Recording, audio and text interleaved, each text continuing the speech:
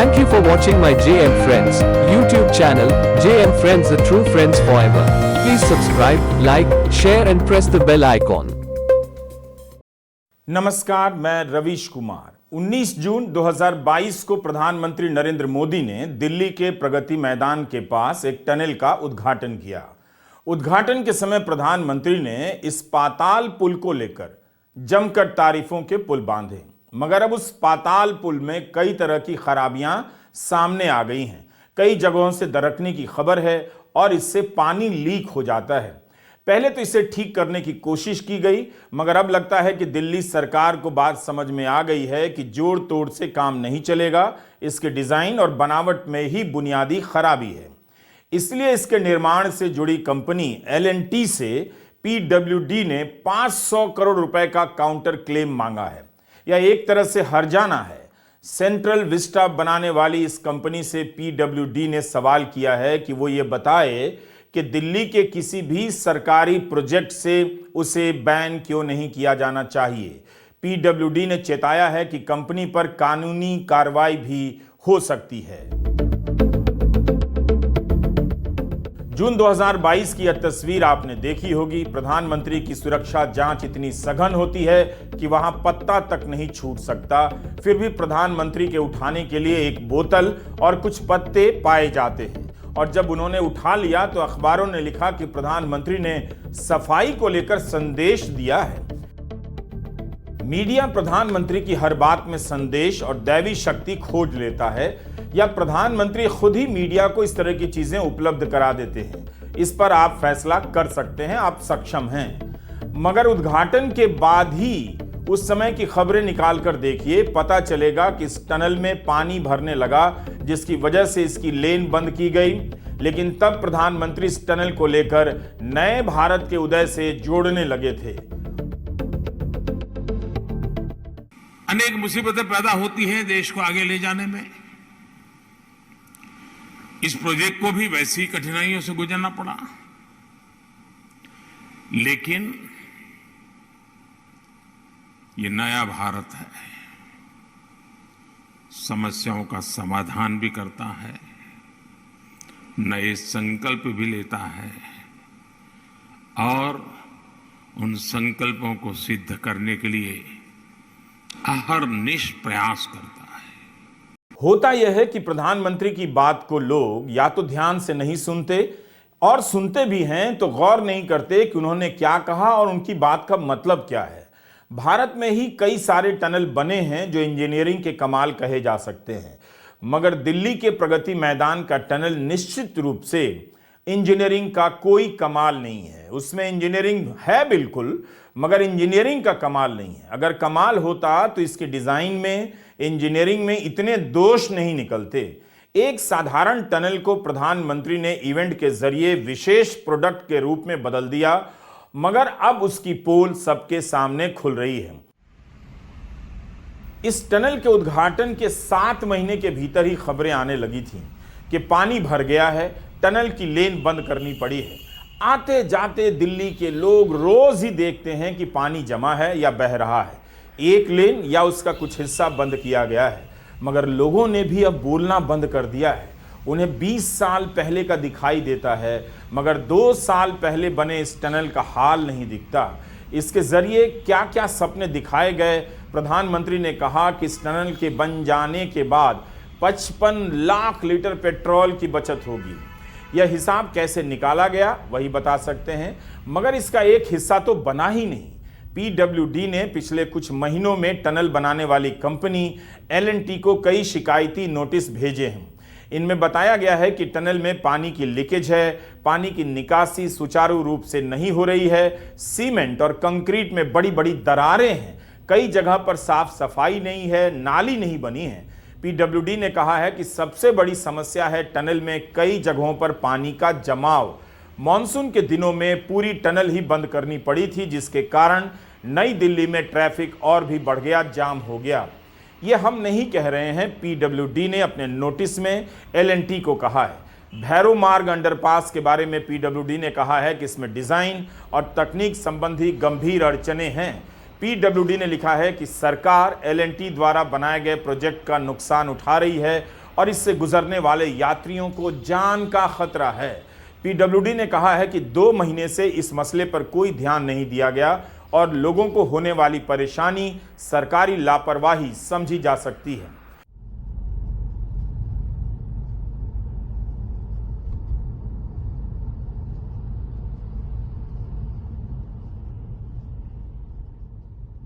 दिल्ली की तरफ से आप अक्षरधाम की ओर आते हैं तो लंबा घूमकर अभी भी आना पड़ता है। इस जगह पर टनल चालू हो जाना चाहिए था, मगर लिखा है रास्ता बंद है। 2 साल के बाद भी टनल चालू नहीं हो सका।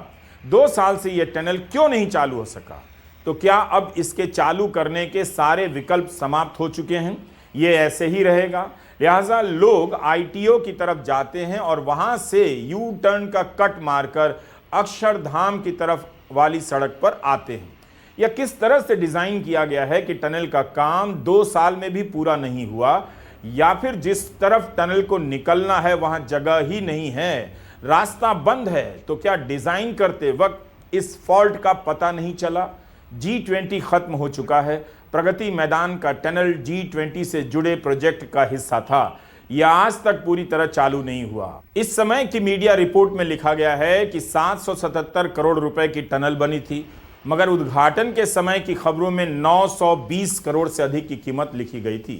सरकारी कमेंट्री में भी यही कहा गया कि 920 करोड़ लगा, लेकिन इंडियन एक्सप्रेस से लेकर अन्य अखबारों में 777 करोड़ रुपए का बजट बताया जा रहा है।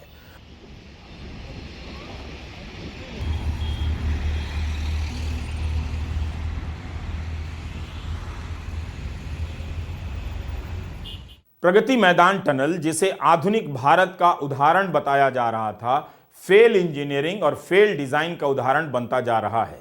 टनल की टेक्निक कोई नई नहीं है। दुनिया में भी और भारत में भी काफी पुराने टनल हैं। कुछ की उम्र तो कई 100 साल पुरानी बताई जाती है।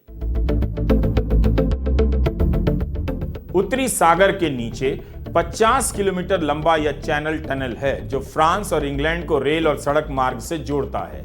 1994 से लोग ट्रेन से इस टनल को पार कर रहे हैं और लंदन, पेरिस जा रहे हैं। उससे तुलना करें तो दिल्ली के प्रगति मैदान का जो टनल है वह किसी विशेष चुनौतियों को पार कर नहीं बना है, यानी किसी पहाड़ को काट कर नहीं, किसी नदी या समुद्र के नीचे नहीं बना है। 1931 में कोलकाता में हुगली नदी के नीचे टनल बना था। तब यह एशिया का पहला अंडर वाटर पास बताया गया। 2021 में हुगली और कोलकाता के बीच नदी के नीचे लंबा टनल बनना शुरू हुआ। लेकिन प्रगति मैदान टनल की क्या चुनौतियां थीं कि इतना खराब बना? G20 के समय इसके सजाने पर लगता है पैसे ज्यादा खर्च कर दिए गए, ताकि लोग सजावट देखकर ही होश खो दें और वीडियो बनाने लग जाएं। मगर भरी दिल्ली के बीच एक टनल रेंग रहा है। 2 साल बाद, उद्घाटन के 2 साल बाद पूरी तरह से चालू नहीं हुआ। मीडिया से लेकर दिल्ली के लोग खामोश हो जाते हैं। हम नहीं जानते कि डिजाइन की सच्चाई क्या है। क्या दबाव डालकर आधा अधूरा तैयार करवाया गया? L&T कोई साधारण कंपनी नहीं है। उसके पास ऐसे कई प्रोजेक्ट करने के विशाल अनुभव हैं। फिर भी प्रगति मैदान के टनल में ऐसा क्या है कि इतनी खराबियां निकल कर आ रही हैं? इसकी जांच होनी चाहिए, मगर जांच का क्या हाल है आप जानते हैं। अगर यही टनल विपक्ष की किसी सरकार ने बनाया होता तो ईडी अभी तक छापे मार रही होती। न्यूयॉर्क से सटे न्यू जर्सी में हजारों भारतीय रहते हैं। वे आए दिन हडसन नदी के नीचे बने टनल का इस्तेमाल करते हैं। 1937 में पहला टनल बन गया था। इस टनल में तो कोई सजावट नहीं की गई, सपाट दीवार है, कोई भित्ति चित्र नहीं है, मगर इससे निकलने के कई आपात द्वार बनाए गए। इसे दिखाने का मकसद सिर्फ इतना है कि टनल का बनना कोई बड़ी घटना नहीं है, लेकिन हर प्रोजेक्ट के उद्घाटन को मार्केटिंग में बदल देना और बढ़ा चढ़ाकर पेश करना कोई प्रधानमंत्री मोदी से सीखे। उस समय प्रगति मैदान के टनल को भारत का नायाब नमूना बता दिया गया। अब जब उसमें तमाम खराबियां निकल कर आ रही हैं, तो प्रधानमंत्री को सामने आना चाहिए और इसकी जवाबदेही लेनी चाहिए। ये भारत की सबसे चौड़ी शहरी टनल होने के साथ ही आत्मनिर्भर भारत का एक नायाब नमूना है, क्योंकि इसका निर्माण एवं डिजाइन पूर्णतः स्वदेशी इंजीनियर्स द्वारा किया गया है। आपने सुना, हद ही है, इंजीनियर भी स्वदेशी हो गए। इस तरह से तो हर चीज के निर्माण को आत्मनिर्भर भारत और स्वदेशी से जोड़ दिया जाएगा। लेकिन वे स्वदेशी इंजीनियर कहां हैं जिनसे 2 साल में एक टनल का काम पूरा नहीं हो सका और जो चालू हुआ उसमें पानी लीक कर रहा है। बुलेट ट्रेन की पटरी बिछाने के लिए जापान से मदद ली जा रही है। स्वदेशी इंजीनियर कहां हैं? टेक्नोलॉजी के क्षेत्र में आदान प्रदान होता रहता है, मगर हर बात में स्वदेशी स्वदेशी का बोध पैदा करने की इतनी बेचैनी क्यों है? क्या कोई राजनीतिक लेबल चिपकाने की बेचैनी है? फिर तो टनल की भी कोई स्वदेशी टेक्निक होनी चाहिए।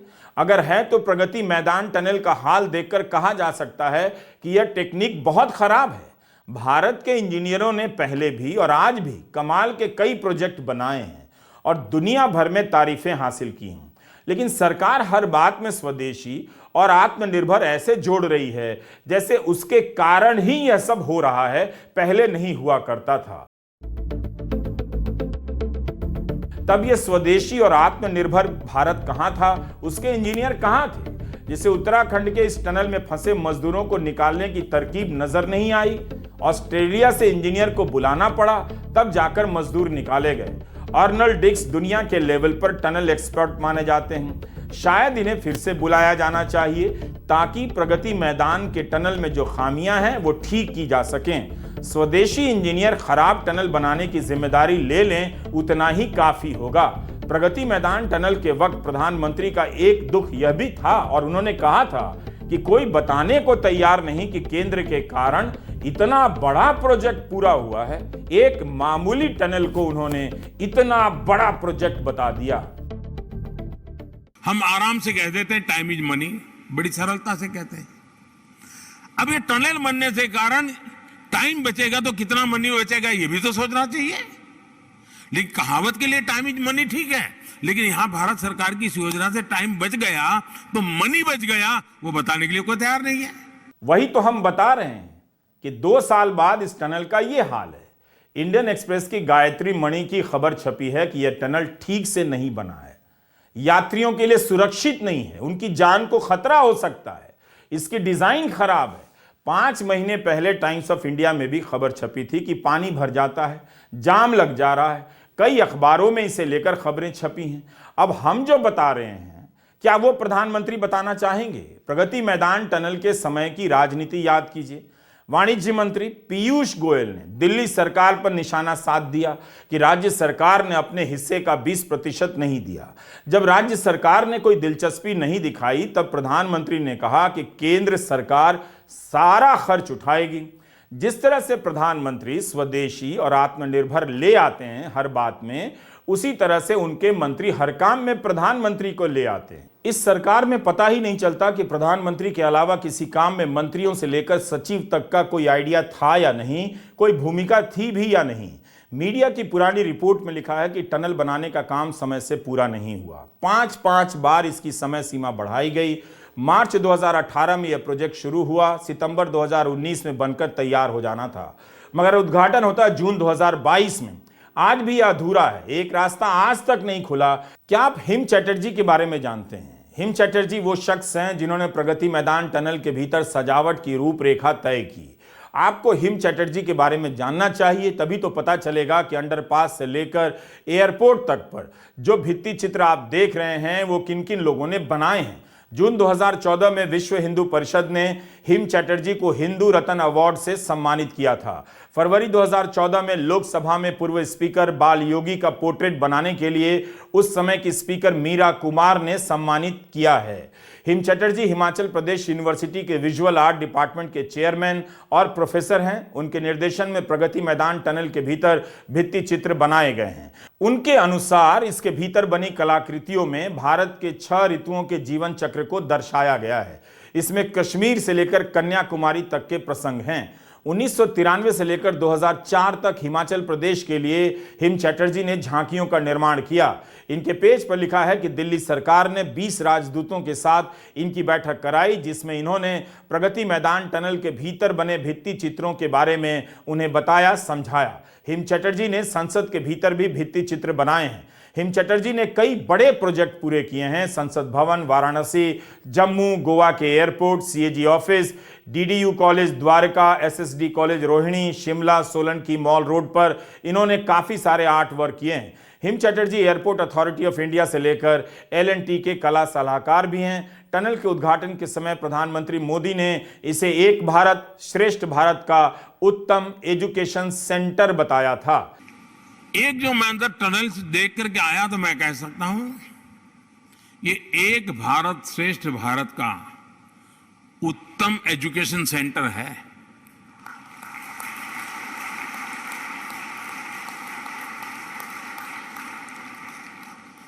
मैं नहीं जानता हूं दुनिया में कहां क्या होगा, लेकिन ये देखने के बाद मैं कह सकता हूं शायद टनल के अंदर कहीं पर भी इतनी लंबी आर्ट गैलरी नहीं होगी, इतनी बड़ी लंबी आर्ट गैलरी बन गई है। हमने हिम चटर्जी के बारे में इसलिए बताया क्योंकि उद्घाटन के वक्त प्रगति मैदान टनल की दीवारों पर जो कलाकृतियां बनी थीं उससे प्रधानमंत्री काफी प्रभावित हुए, इतने कि उन्होंने एक विचित्र आइडिया दिया कि टनल को रविवार के दिन 4-5 घंटे के लिए बंद कर दिया जाए और स्कूल के बच्चों को लाकर दिखाया जाए। किसी भी महानगर में स्कूल के बच्चों को टनल दिखाने के लिए 4-5 घंटे के लिए बंद करना अराजकता की स्थिति पैदा कर सकता है। प्रधानमंत्री को उस दिन बहुत सारे आइडिया आ रहे थे। वे चाहते थे कि इस टनल में VIP लोग पैदल चलें, सांसद पैदल चलें, उनके परिवार के लोग पैदल चलें और देखें, सभी राजदूत और उनके मिशन के लोग पैदल चलें और चलकर देखें यहाँ जो कलाकृतियाँ बनाई गई हैं। तब फिर इसे म्यूजियम में ही बदल देना चाहिए, ट्रैफिक के लिए बंद कर देना चाहिए। मैं नहीं जानता हूं एक्सपर्ट लोग मेरे इस सुझाव को कैसा लेंगे। मेरा सुझाव है, वैसे भी संडे को थोड़ा ट्रैफिक कम होता है, क्या Sunday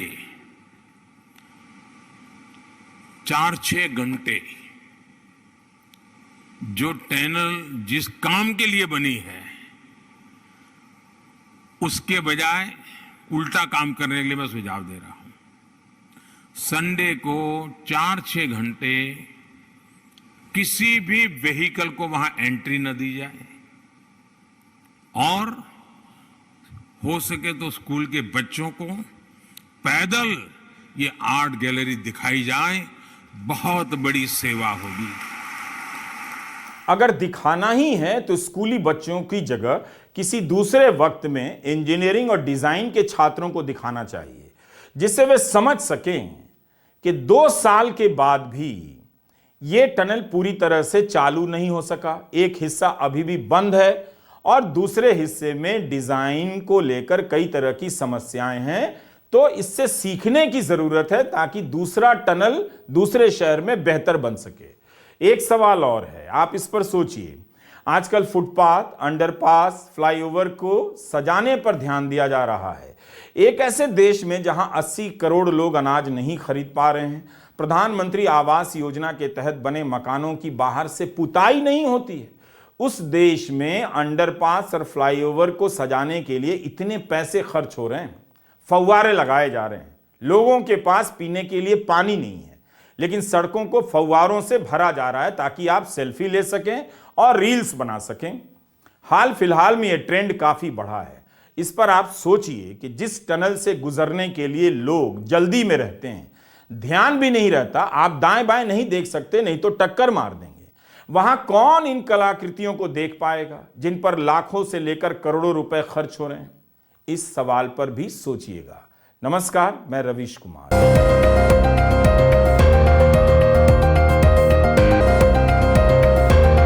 Thank you for watching my JM Friends YouTube channel, JM Friends, the true friends forever.